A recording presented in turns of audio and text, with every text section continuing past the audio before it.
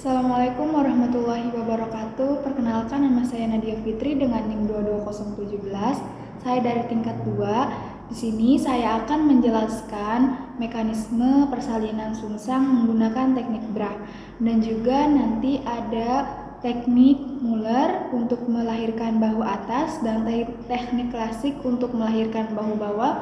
Kemudian ada teknik Lofset dan juga teknik Morishue. Nah, yang pertama di sini saya akan melakukan mekanisme persalinan sungsang. Pertama, bokong masuk ke pintu atas panggul dengan bit trochanter berdiameter transversal. Kemudian dengan adanya his terjadilah penurunan di os 3 dan terjadilah putar faksi dalam.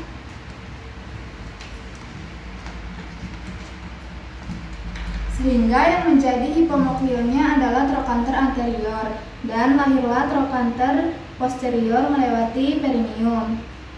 Kemudian tunggu putar faksi luar agar menyesuaikan dengan sumbu biakromial, sehingga yang tadinya diameter anteroposterior berubah menjadi diameter transversal kembali dan lahirlah bokong di depan vulva. Kemudian anjurkan ibu untuk menerang.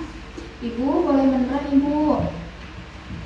Nah, setelah itu lahirlah perut dan longgarkan tali pusat agar tidak terjadi hipoksia bokong.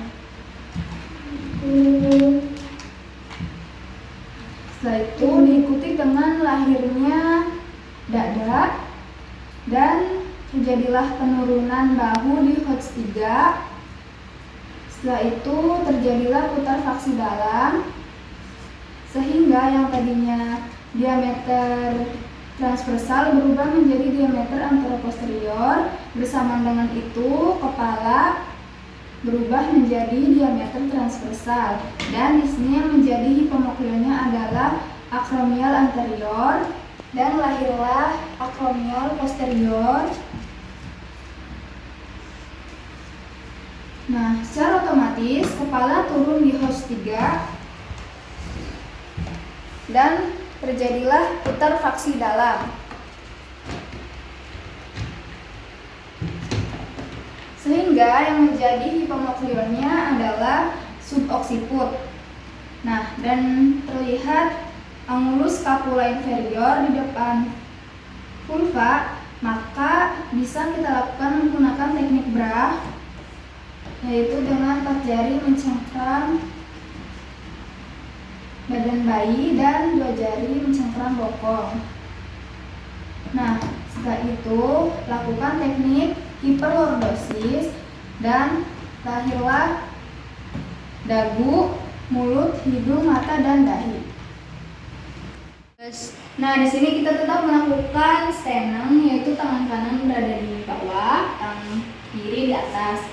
Setelah itu di sini yang menjadi hipomoklionnya yaitu trochanter anterior dan terjadilah kemacetan, maka kita akan melakukan episiotomi, yaitu tangan kiri menahan bagian bawah perineum dan tangan kanan menggunting secara mediolateral.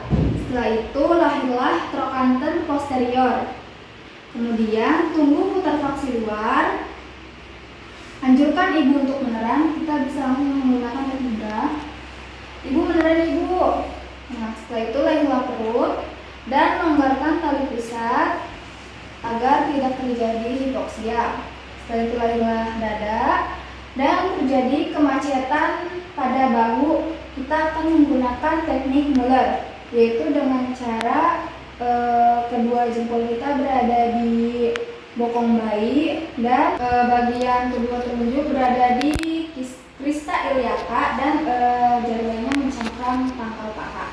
Setelah itu kita akan mengeluarkan bahu atas menggunakan teknik Muller dengan cara menarik ke bawah ke dekat bokong ibu. Ini lurus ya. Setelah itu telusuri bahu menggunakan 2 jari sampai ke fossa pubiti seolah mengusap wajah bayi. Nah, setelah itu di sini saya akan menggunakan teknik klasik untuk mengeluarkan bahu bawah bayi, yaitu dengan cara seperti memegang garpu seperti ini, dan tarik ke atas mendekati perut ibu. Sebentar lagi. Setelah itu telusuri bahu sampai fossa pubitis seolah mengusap wajah bayi. Nah, setelah itu kita lakukan teknik brah kembali. Kemudian tunggu putar fraksi dalam agar kepala berubah menjadi diameter antara posterior, dan yang menjadi hipomaksionya adalah subocciput. Dan jika terlihat angulus scapula inferior di depan vulva, maka bayi siap dilahirkan. Dengan posisi bra, lahirkan secara hiperlordosis dan meminta asisten untuk menekan fundus. Yaitu lahirlah mulai dari dagu, mulut, hidung, mata, dan dahi bayi. Di sini saya akan melakukan teknik close-set. Itu tangan seperti femoral clavic, yaitu kita putar badan bayi 180 derajat. Jika ada tangan yang terlihat, kita susuri mulai dari bahu sampai ke fossa pubitis seolah mengusap wajah bayi. Setelah itu putar kembali secara berlawanan. Kemudian kita susuri bahu sampai ke fossa pubitis seolah mengusap wajah bayi.